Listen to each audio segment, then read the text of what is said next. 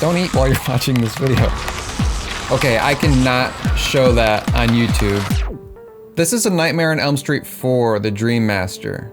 There's a bunch of lore and stuff with like dream powers or whatever, but essentially you're terrorized by Freddy Krueger through your dreams and stuff, and if you die in a dream, you die in real life.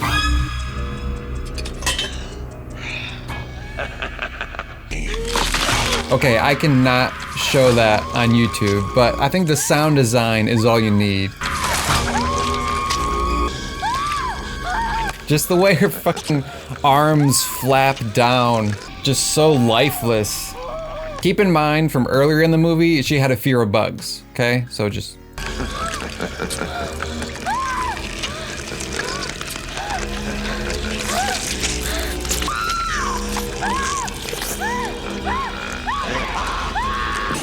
I don't know why, this is like one of my favorite shots. This pushing in this weird attic space. Because it kind of gives this like horrible realization feeling. You're just moving in and you get this scale of like her new bug arms. And just like the way she turns around. Like, where do I go? What do I do?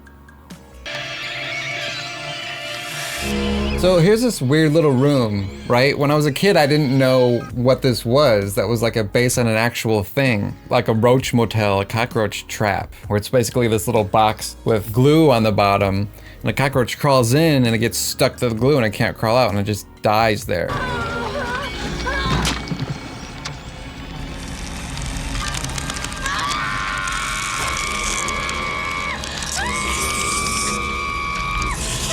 This is one of the craziest shots. It's like a holy shit, they actually did it kind of shot. A lot of times you see like cutting around this kind of stuff, and just like anything with the face, any effect with the face is just so visceral. Just how it slides off, right? And the audio of her screaming. These roaches were made in such a cool way. They were like made with vacuum forming. The effects were done by Screaming Mad George. Said that he wanted it to be like a hard shell, right? Not like a silicone mold. So they used that. It's like super interesting. And look at her in the background. It was the actual actress in that suit. And like, you don't see her face. So theoretically, that could have been anyone, right? Like an extra or something. But I love it when the actor gets in the suit, because it creates this underlying reality. When you have that actor who's like already in like the emotional state, the mind state of a character, you're getting that realism. And I think it shows up on screen. This close-up is so cool. This is such a weird scene too, because it's not like a horror, like something's trying to kill you. Well, Freddy is. But this creature, right? The roach creature. It's like, it's sad, you know, it's someone transforming into it. This is House from 1977. Basically, a girl and her friends goes to stay with her aunt for summer vacation, and from there, things go downhill.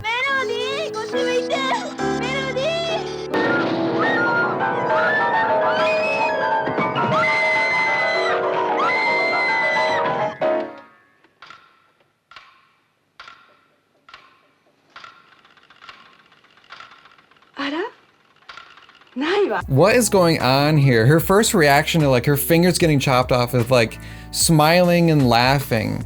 That just like drives it into like insanity territory, right? Like breaking from the norms.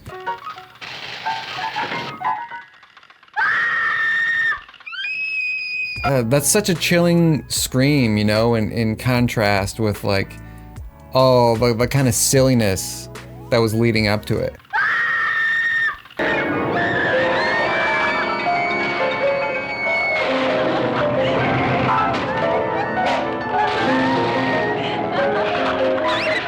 I don't even know how to describe this.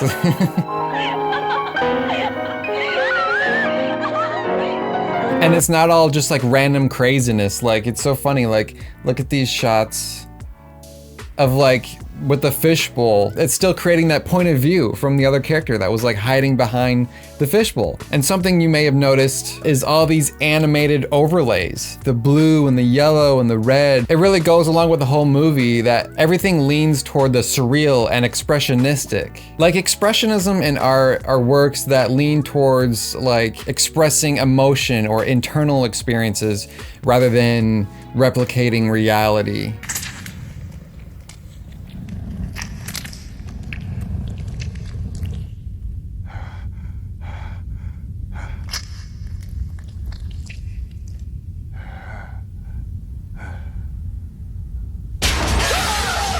So this is Zeiram. It's a Japanese movie from 1991. It's about like these bounty hunters tracking down an evil alien. So this thing apparently lives in the hat of the main alien. It's like this little protector. This shot right here is so cool. It creates this illusion of like this really long, weird tube sort of snake, but in 3 sections. And then you have like this middle element. When you watch it back, it looks like they're just moving it back and forth. Someone just like, it's just a prop. They're just moving.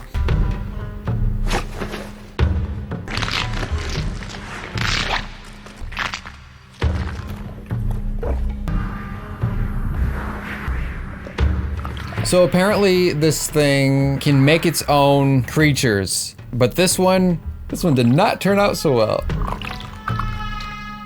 This thing just like fucking like spits out gobs of like, I don't know, like shit or something as it's like trying to talk. Don't eat while you're watching this video, I guess. I love this effect too. I'm pretty sure it's like a raised little stage with like a hole cut out of it, and you just kind of pop in, right? And then when you cut, it just looks like the ground.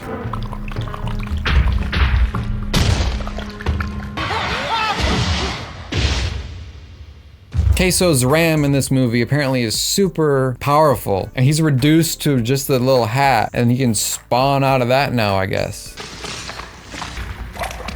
The stop motion here is so cool. I love that like it's got this strands of like this webbing or goo or something, because without that it would just be the normal stop motion, but like that has like realistic like stretching and stuff. I feel like that just adds a cool layer onto it.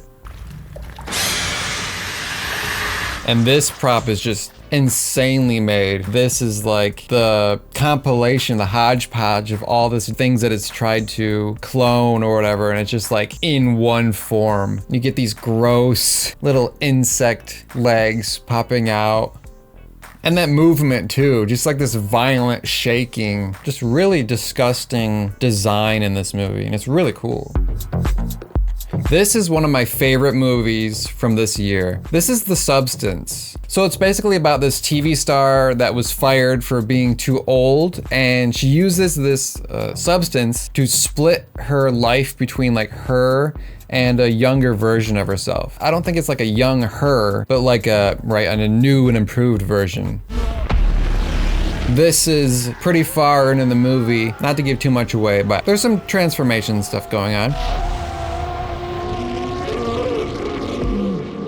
Just the first shot of like, just the revelation of it. It's a POV, so like we are the thing. And the sound design is amazing because like you're just hearing these grunts. You're feeling it, right? You're feeling the weight of it.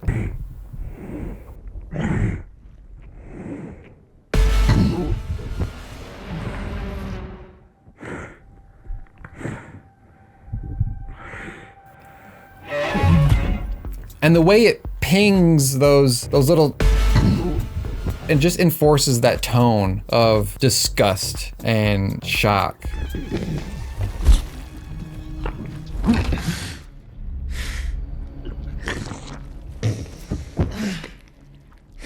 This shot is so cool too here. I love it because it's like layering another revelation on.